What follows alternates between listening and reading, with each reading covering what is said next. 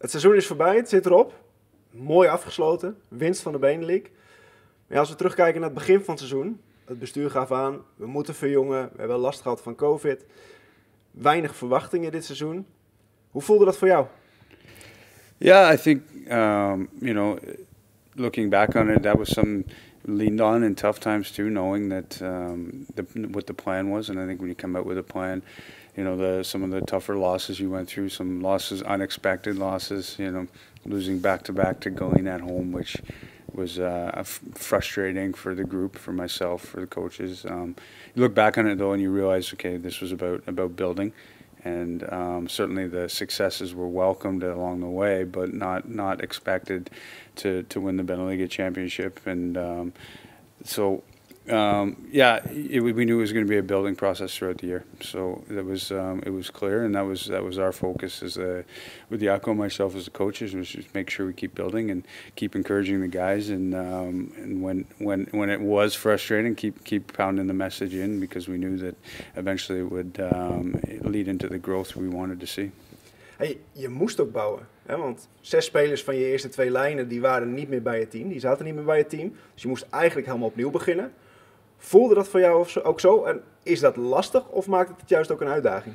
Yeah, I think for the last, I guess skipping that year, but 3 or 4 years, we've been trying to find ways to incorporate younger guys into the lineup, and knowing that, say back in 2017-18, the roster was getting older, and it wasn't getting younger at the time.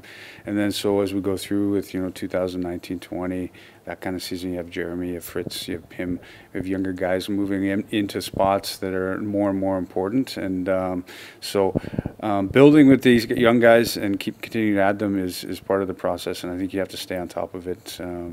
You could wait, and then all of a sudden the rug gets pulled out because you have 5 guys missing. But I think we made some good steps. The RTC had done a good job with that young group of guys, with Dave, Tom, Fritz, Leonard coming through, and before that, guys like Dennis Sigma, Jeremy, Pim, they'd all gone through the program. So it's definitely a big help having that there, and the message to them was already started years ago. So. En je noemt ze al, Tom, Lennart, Dave van der Bos, daar kunnen we er ook bij noemen, Frits Doop. Zij zijn ontwikkeld door de vele ijstijd die ze hebben gekregen. Het was ook nodig. Hoe vind jij dat hun ontwikkeling is gegaan? Yeah, I think it's the beginning, and they've definitely developed well. I think they've just got to keep taking steps forward. I think in their positions in the lineup, we expect them to move up the lineup as the years go by. We're going to have to count on them as power play players and penalty kill guys, and in all sorts of situations, important roles. And we think they can all do that, and they're all intelligent players.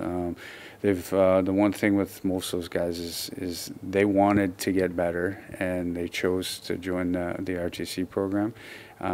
They choose to show up every day and in the gym. That's a big difference between the development of players. Those guys have put a lot of hours in when no one's watching, a lot of time in the gym, and gotten better and better, and that's a credit to them.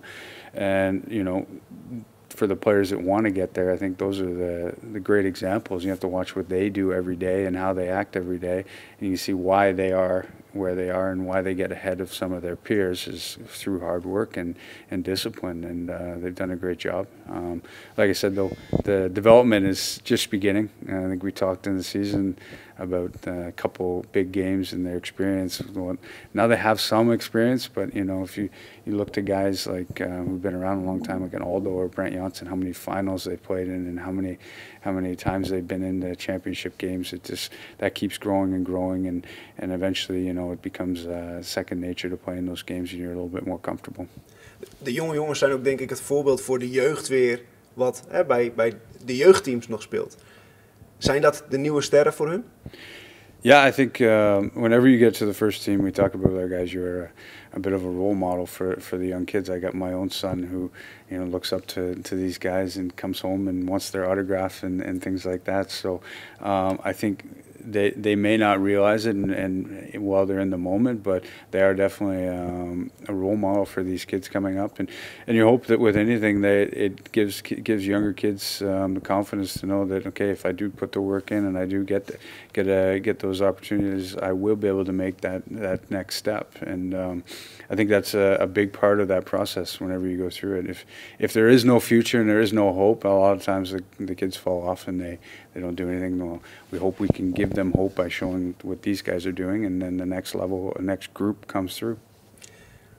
Volgende groep, je geeft het al aan. We konden eindelijk weer spelen. Ik denk dat het ook wel goed is voor die ontwikkeling dat die doorstroom er nu is. COVID-19, een uitbraak binnen het team. Op een moment dat, het klinkt gek, maar het misschien ook wel fijn was dat het was, omdat het niet richting de play-offs was, maar eigenlijk al ruim daarvoor. Hoe was die periode voor jou? Yeah, I think we probably got it at the last moment we could have, and it was kind of interesting that throughout the year we'd done a really good job. That we had extra protocols in. We were keeping guys out 2 weeks when the rules in the country were 7 days. We were keeping them away for 14 days, which kind of hurt us a bit with some of the players, but it kept us safe, or as safe as we could be. And then, when that happened, I was pretty sure it was going to go bad because we had 2 tests positive, and then we had a bus trip the next day.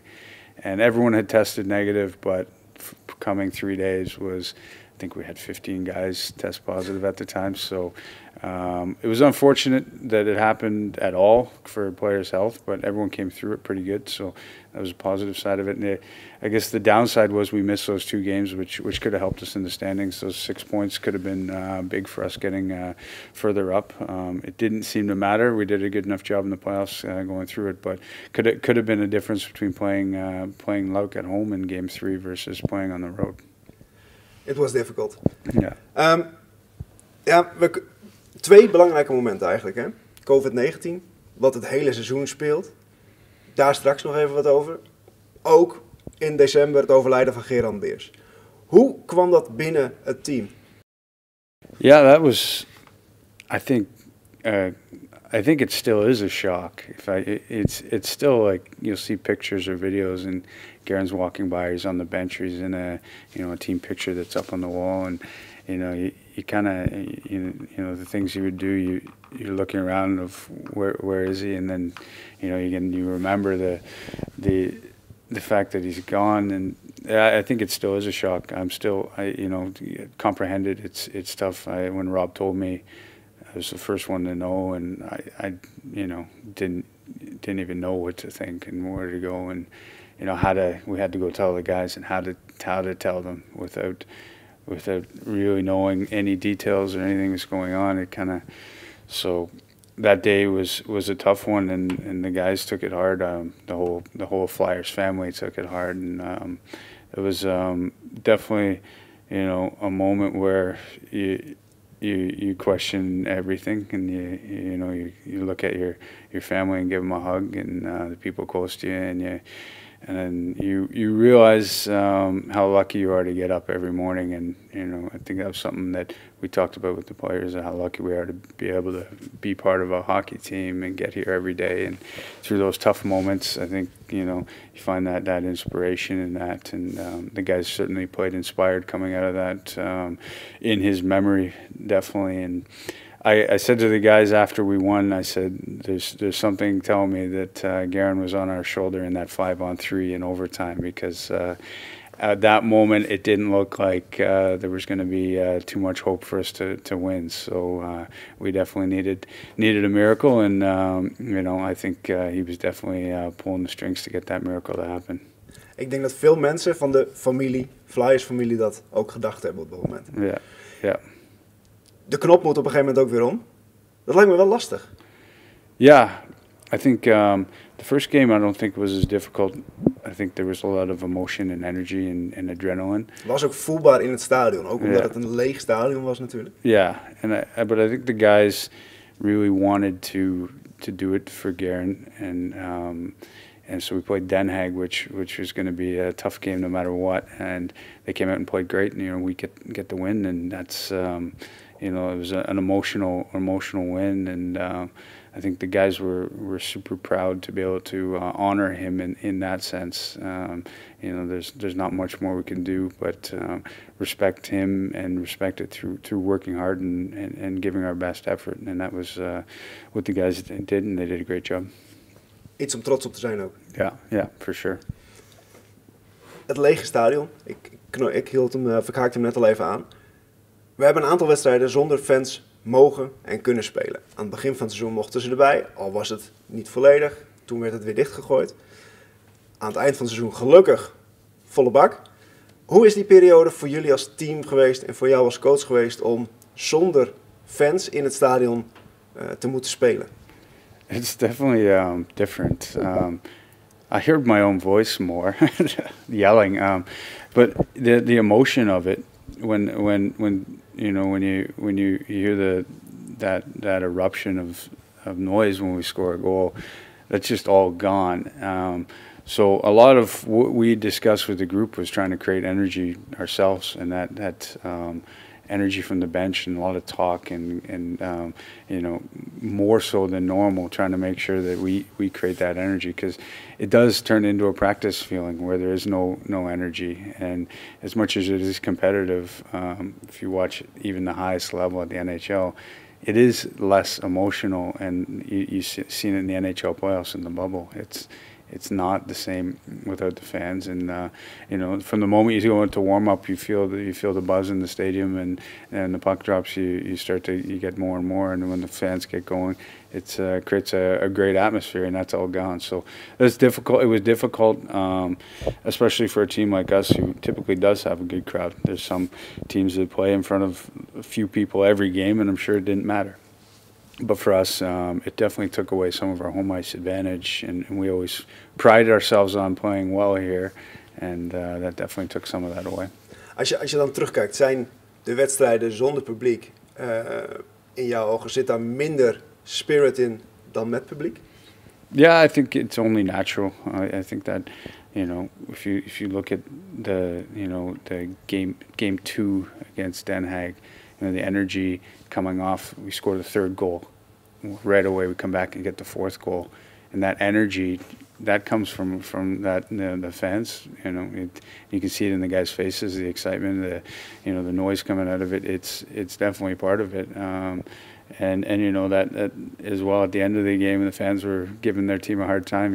It's also all part of that home ice advantage, and whether it threw them off or not, it obviously they were frustrated at something. So and they were taking it out on the fans and taking penalties. So obviously it's a big part of it, and I think in any sport, when you get fans behind you, you definitely got a seventh man, so to speak, on the field. Je hebt de wind mee op dat moment. Ja. Het was misschien ook een stukje ontlading, die tweede wedstrijd tegen Den Haag in de Bene League playoffs. Want als we teruggaan naar eigenlijk alle finales die je gehaald hebt. Ja. Bene League, bekerfinale, kampioenschap van Nederland. De laatste 2 verlies je. Als je de bekerfinale erbij pakt. Ja. Hoe kijk je daarop terug? Yeah, I think you look at that game, I think we started out real nervous. Which is expected. You're in Den Haag too. Which, they got the home ice advantage against a team that's, that was self-proclaimed the favorite from the beginning of the year. So you look back at it, it started out nervous, and I thought as that game started to go, we started to turn things around, and I thought in the last probably 30 minutes we were the better team and probably deserved to get it a little bit closer. They scored a lucky goal, goes off of one guy's chest. It's going to go 10 feet wide, and that ends up being the game winner. So we didn't really get it to the point where we wanted to, but I thought that is a kind of reflection of how we were as a team. That growth from there towards the end, that was definitely a good step. And my only fear coming out of it was that the guys would be too disappointed or down from it and not rebound properly. And they didn't. They understood that they lost and they were disappointed, but they also realized that it was they played a good game and put their best effort forward. And I think if you were to say in September 1st, ask probably anybody if we were going to go to the Baker final and lose 3-2, they probably would have said, "I'll take that." And so, definitely a confidence building game for us, where you take that step forward of we've done well against Den Haag. Now we've done well against them in a championship type game. So definitely a good result. Not exactly what we wanted, but also a confidence for us to build with. Ja. Een week later tref je ze opnieuw, kampioenschap van Nederland. Weer een sterke wedstrijd. Je verliest hem helaas weer. Ja. Dat gaat dan, als je 2 keer achter elkaar verliest, misschien wel in die kopjes zitten. Yeah, and that's kind of what I meant about with the bigger final. And the same thing in the second one, we were better. I thought we deserved to win that game. Take out those 2 penalties, which really hurt us. I think we deserved to win. And now that one, I was worried that you put your best game out there and you still can't win. How's the mindset going to be? But for our message from the coaches was, keep your head up, because you guys had just played a heck of a game. And, there was guys upset, there was guys with tears, there was, frustrations. But dat mag ook, denk ik. Yeah, of course. And it's our job to make sure they understand, in good and in bad, we have to reflect on it in an honest way. And, if we don't play well, we're gonna tell them they didn't play well. But in the same sense, you're losing that game in that fashion, with a goal that went in at the end that I still think went in, and I thought the whistle shouldn't have gone. I thought we put ourselves in a real good position in that game, and it was another great game for Dutch ice hockey for the fans. It's unfortunate it wasn't televised, but I think as far as momentum goes, I think that another building block for hockey. Dan de play-offs. We gaan over de weg naar de finale hebben. Ja. Geleen, Den Haag en uiteindelijk de finale tegen de Bulldogs. Je treft weer in de halve finale Den Haag. Neem je het mee, die 2 verloren finales, in die serie? Of is het juist een voordeel dat dat een serie was? Yeah, I think it definitely helps that we're in a series. I think if you look at those games, in the second half of those games, I thought we were stronger. I think it helps. We're playing with 4 lines, and Den Haag isn't. So energy-wise, we should have more energy than them, and we did in the second half of those games. I think, so knowing that, getting game 1 was a big key to success. Getting game 1 and knowing that we're going to play back-to-back was going to be a big one. So the hope was sneak one out in game 1 and come back home with them being an older team, maybe not as fresh as our younger group, coming back home and getting that win. And it worked out as planned. Had we lost game 1, I think we probably would have won game 2 and given ourselves a chance in Den Haag in game 3. So, but the way it worked out was perfect in that sense. Getting the 3-2 win down there, come back, win 4-0, and I think as you saw that 4-0 game go, we started to take over and be a more dominant team in that, not just a 50-50 game, but in control. En dan de finale. Je weet dat ook bij Herentals Luik een derde wedstrijd nodig is. Had jij een voorkeur? Yeah, no. Of is er een team tegen wie het makkelijker spelen is?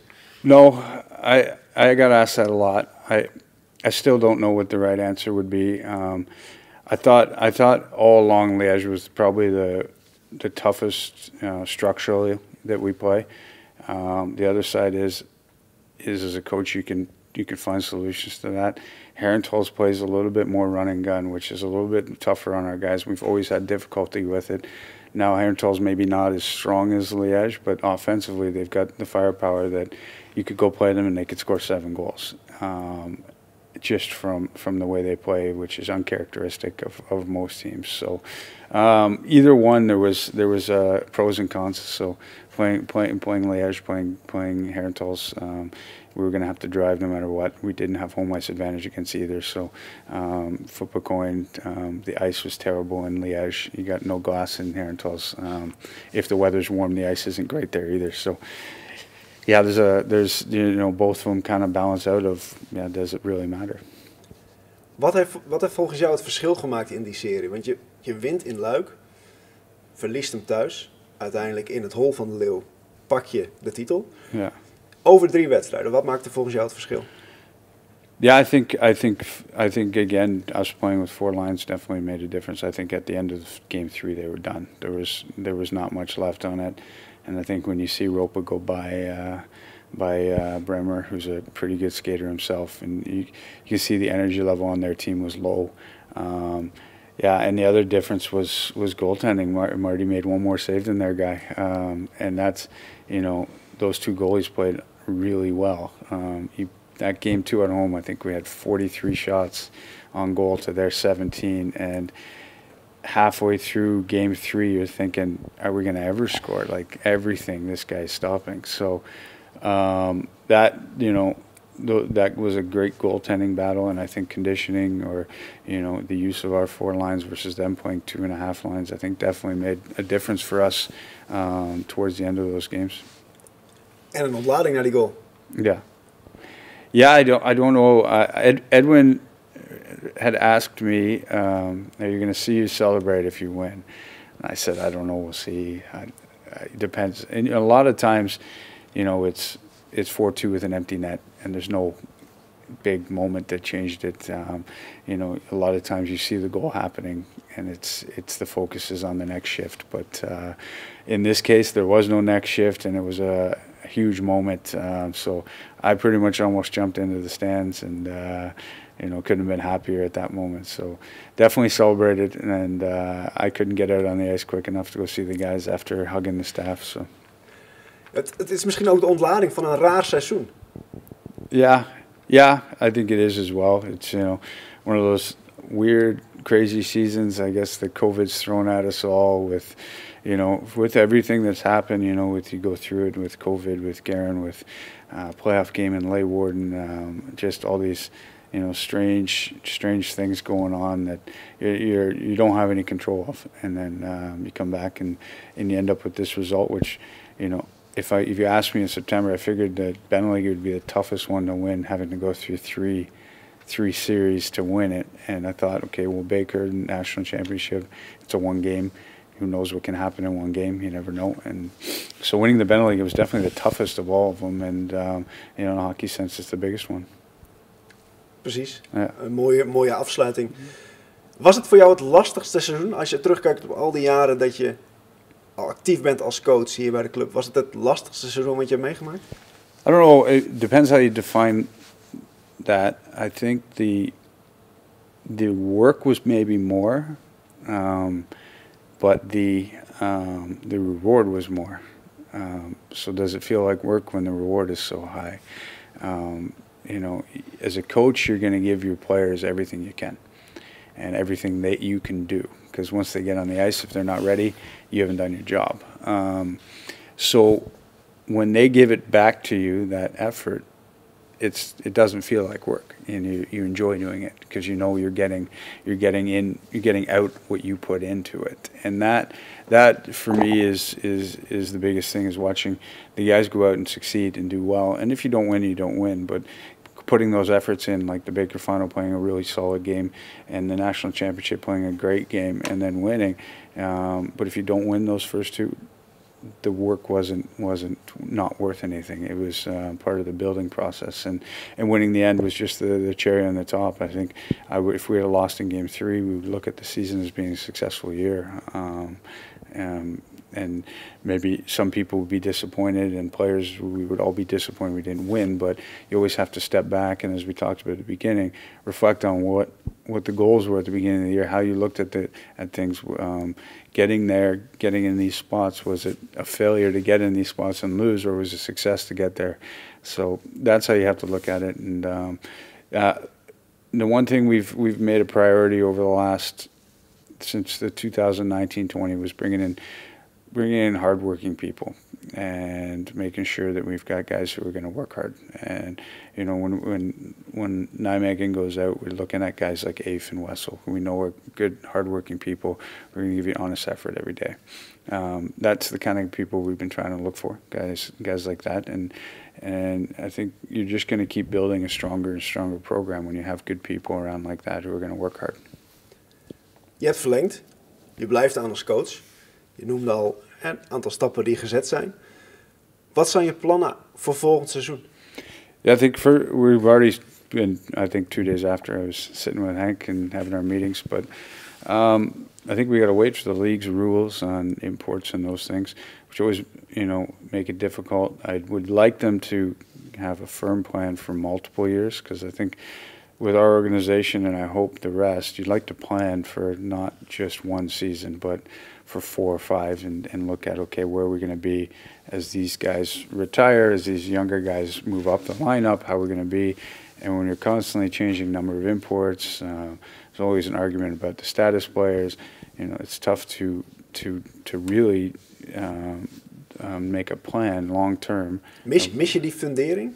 Yeah, I think that's the difficult part. We have our plan, and we keep trying to go forward with it. But it will change if you go from 5 imports to 1 import, because there's 4 players that you need to either hurry up in their process or find somewhere else. And being in Heerenveen, it's not the easiest to get players. Some of the players that are centrally located, it's a short drive, and they can get from Eindhoven to Tilburg, not too bad. But from here, Wessel's still driving a long time. Like, he's probably close to an hour and a half, if not more. So getting players here, we don't want to have to try and get players from everywhere coming in, because it's going to be difficult on them. So, if we can have a goal of this is what we need in 2 years, in 3 years, in 4 years, okay, as the older players retire, but the younger players are coming, what are our holes? And then you fill your holes with your imports. And if you know those all numbers, it's just a math equation. You just keep working through it to try and make sure you fill up your roster. Maar nog genoeg uitdaging voor jou, in ieder geval bij de Flyers, om daarmee aan te bouwen. Yeah, I think we got to keep building, keep working with young guys. It wasn't expected that Tom, Leonard, Dave would all be up front, and that Fritz was going to take such a big step. I think the original plan for 2020-21 was we were going to have Bezak as a status player, Juha returning, Peterson returning, Brent Janssen returning, Mike Robinson coming in. So the roster certainly changed quite a bit over that missed season, and at that point it was one of Leonard, Tom, or Dave coming in. The best one is going to get the ice time, and that went pretty quick to 3 of them all, being in the lineup consistently. And but they did a great job, and I think, sometimes, you just jump with both feet in and do your best, and it works out. And in this case, those guys did. Zondag vlieg je naar Zagreb. Ja. 4 Flyers-spelers geselecteerd. Met een van die jonge jongens. Ja.